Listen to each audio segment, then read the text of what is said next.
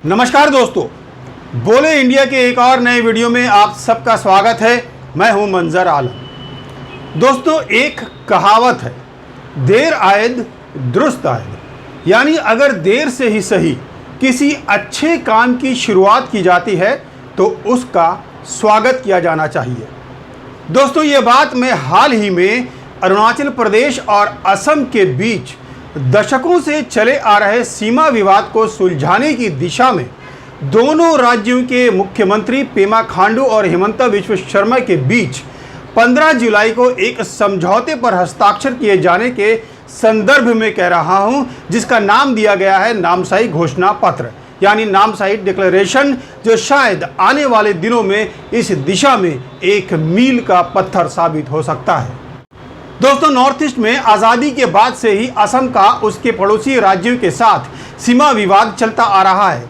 ठीक एक वर्ष पहले जुलाई 2021 में असम मिजोरम के बीच हुए सीमा विवाद को आप भूल नहीं पाए होंगे, जिसमें कई जवान शहीद हो गए थे। अगर वीडियो आपने नहीं देखा है तो प्लेलिस्ट में जाकर आप वो वीडियो देख सकते हैं। आज के इस वीडियो में हम बात करेंगे केवल असम और अरुणाचल प्रदेश के बीच दशकों से चले आ रहे सीमा विवाद को सुलझाने की उस ठोस पहल पर जो दोनों राज्यों के मुख्यमंत्रियों द्वारा किया गया है। दोस्तों, आप जानते हैं कि ये टॉपिक ऐसा है जिस पर बात शुरू की जाए तो दिन खत्म हो जाएगा, लेकिन बात खत्म नहीं होगी। इसलिए मेरी कोशिश होगी कि कम से कम समय में आपको नामसाई डिक्लेरेशन के बारे में डिटेल्स में आपको समझा दें। इसलिए इस वीडियो को अंत तक ज़रूर देखिएगा और मेरे चैनल को सब्सक्राइब करना मत भूलिएगा। चलिए बढ़ते हैं आगे।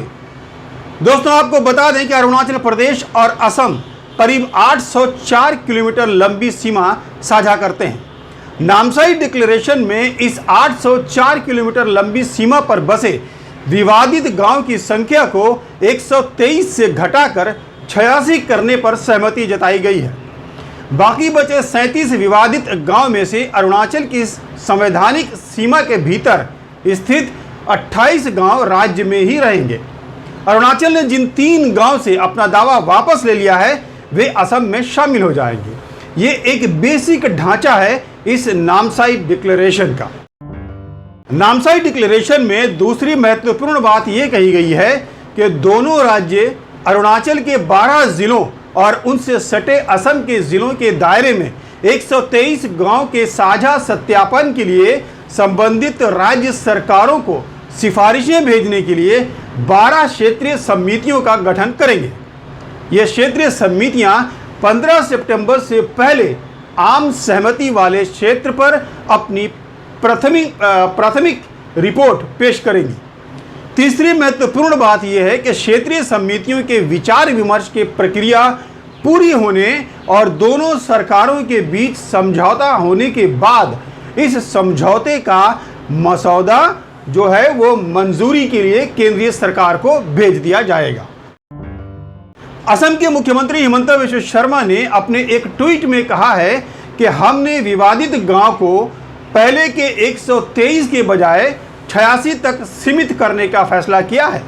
ये ऐतिहासिक है। दोनों राज्य सरकारों का लक्ष्य बहुत कम समय में पूरे सीमा विवाद को सुलझाना है। उधर अरुणाचल प्रदेश के सीएम पेमा खांडू ने अपने एक ट्वीट में कहा, नामसाई घोषणा बेहद महत्वपूर्ण और पूर्वोत्तर में स्थायी भाईचारे, शांति और समृद्धि की दिशा में एक ऐतिहासिक कदम है। खांडू कहते हैं कि असम और अरुणाचल प्रदेश के बीच सीमा विवाद 7 दशक पुराना है, लेकिन अब हम इस साल के आखिर तक इस जटिल समस्या का समाधान करने के इच्छुक है। दोस्तों, जैसा कि अरुणाचल प्रदेश के मुख्यमंत्री पेमा खांडू ने कहा कि असम और अरुणाचल प्रदेश के बीच सीमा विवाद 7 दशक पुराना है, तो इतने पुराने विवाद को समझने के लिए थोड़ा इतिहास में जाना जरूरी है। लेकिन इससे पहले पिछले कुछ वर्षों में अरुणाचल प्रदेश और असम की सीमा पर हुए कुछ घटनाओं के हेडलाइंस पर नजर डालते हैं, ताकि इस जटिल समस्या को समझना आपके लिए और आसान हो जाए। जनवरी 2022 में हाइम गांव में एक सड़क निर्माण को लेकर फायरिंग हुई। वर्ष 2019 से इस सड़क निर्माण को लेकर असम की ओर से विरोध किया जा रहा था। उसके बाद इलाके में कई दिनों तक तनाव रहा। नवंबर 2020 को सीमा पर एक ट्रक ड्राइवर की हत्या के बाद लिकाबाली में तनाव उत्पन्न हो गया और कई हफ्तों तक लोग तनावपूर्ण माहौल में जीते रहे। दिसंबर 2017 में असम के अधिकारियों द्वारा लोअर सुबनसिरी के डोलुंगमुख में एक टूरिस्ट लॉज को तोड़े जाने पर भी विवाद हुआ और काफ़ी दिनों तक वहां तनाव का माहौल बना रहा। इसी तरह अक्सर सीमा के किसी न किसी इलाके में कोई ना कोई विवादित घटना घटते ही रहते हैं। आखिर इसके कारण क्या है? तो चलिए इतिहास में और समझिए सीमा विवाद के कारण को। दरअसल इलाके में अलग राज्यों के गठन के समय सीमा का सही निर्धारण नहीं होना ही इस पूरे विवाद की जड़ है। प्रशासनिक सहूलियत के लिए असम से काटकर नए राज्यों का गठन का सिलसिला वर्ष 1962 के बाद शुरू हुआ था। तब सीमाओं का सही तरीके से निर्धारण नहीं किया गया था। असम और अरुणाचल प्रदेश के बीच सीमा पर सबसे पहले वर्ष 1992 में हिंसक झड़प हुई थी। उसी समय से दोनों पक्ष एक दूसरे पर अवैध अतिक्रमण और हिंसा भड़काने का आरोप लगाते रहते हैं। नागालैंड के साथ भी असम की करीब 512 किलोमीटर लंबी सीमा है और दोनों राज्यों के बीच वर्ष 1965 के बाद से सीमा विवाद को लेकर हिंसक झड़पें होती रहती हैं।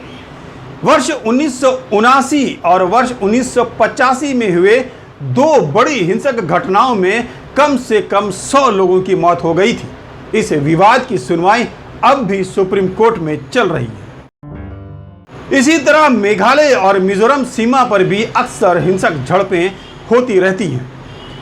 राजनीतिक पर्यवेक्षकों का कहना है कि आज़ादी के बाद प्रशासनिक सहूलियत के लिए असम से काटकर बनाए गए अलग राज्यों की सीमाएं जनजातीय इलाकों और उनकी पहचान के साथ मेल नहीं खाती हैं।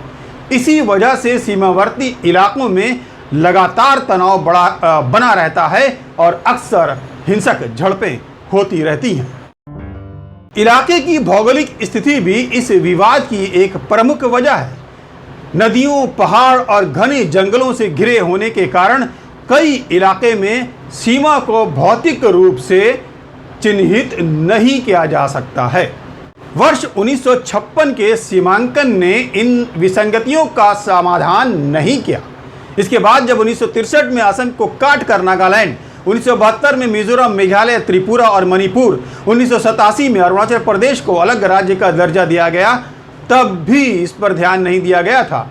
और यही वजह है कि समस्या अब नासूर बन गया है। दोस्तों, आपको बता दें कि इससे पहले इसी साल असम और मेघालय सरकार ने भी आपसी सीमा विवाद को सुलझाने के लिए एक समझौते पर हस्ताक्षर किए थे।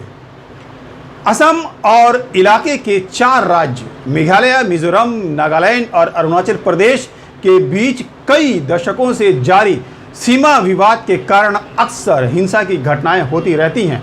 अब केंद्र सरकार की पहल पर उनको सुलझाने की दिशा में पहली बार कोई ठोस प्रयास शुरू हुए हैं। इसकी तारीफ ज़रूर की जानी चाहिए और उम्मीद भी है कि समस्या का समाधान बहुत जल्द ढूंढ लिया जाएगा। दोस्तों, उम्मीद है कि नामसाई डिक्लेरेशन के सभी बारीकियों को आप समझ गए होंगे। अब आप इस बारे में क्या सोचते हैं, कमेंट बॉक्स में अपनी राय ज़रूर दीजिएगा। वीडियो को लाइक कीजिए, दोस्तों में शेयर कीजिए और मेरे चैनल को सब्सक्राइब कर लीजिए।